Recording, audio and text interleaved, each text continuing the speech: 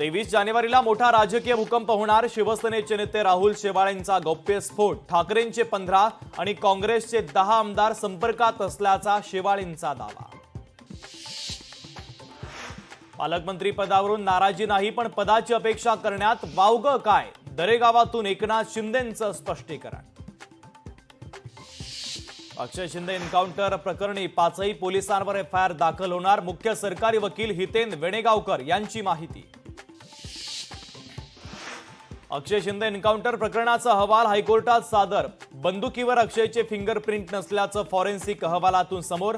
एन्काउंटरला 5 police जबाबदार, हायकोर्टाचं निरीक्षण।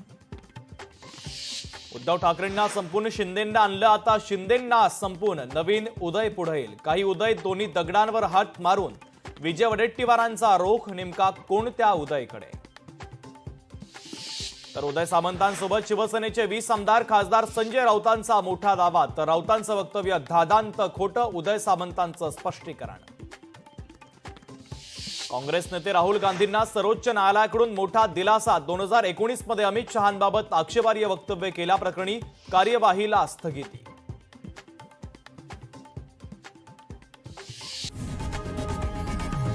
लोकशाही मराठी ऐका, पहा, जागरूक रहा।